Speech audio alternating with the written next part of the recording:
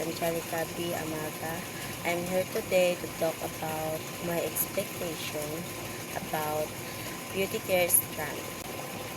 My expectation in beauty care strand is I am expecting to gain practical skills in areas like hair care, manicures, pedicures, and nail art.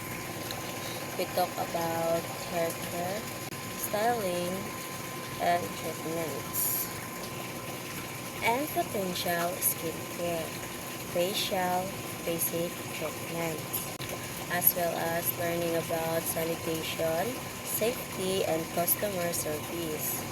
I also expect to learn about the tools and materials and equipment used in this service. Let's talk about nganong naabot ko ani nga strand has wala na ko'y choice kundi pili ko ng beauty care kay wala, hindi ko mag-makeup no.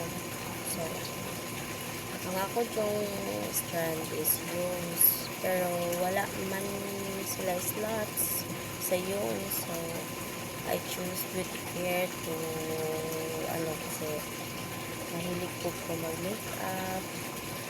I-choose na po ni strand kay gusto na ko makatunan nga gusto ang pag-makeup. Actually, dili pa jud kay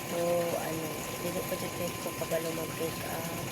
So wala po ako kabalo unsaon ni siya, like practice namin ako so pipili na ko ni siya kay para matunan ako mag-makeup or matunan ako nga unsaon pag kuan sa nails kay ko kabalo mag-nails, video ko kabalo mag-artist ako nails ko lang ang nails kay kuan kayo ako natanan kay magkit-kit og kuan kuko marap. So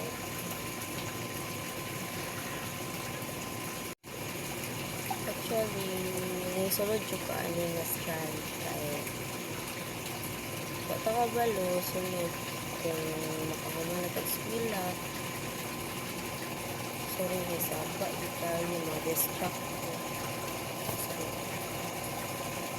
Moment tag-eskwela, masulitan ng parlor, masulitan ng manicure, mga trabaho, masulitan ng mga professional nga kuan dapat matunan jud nato ang pag-makeup, pag-nail, pag-usaon, pag-massage, usaon, pag-kuan kay wala, importante man jud na sa atong skills.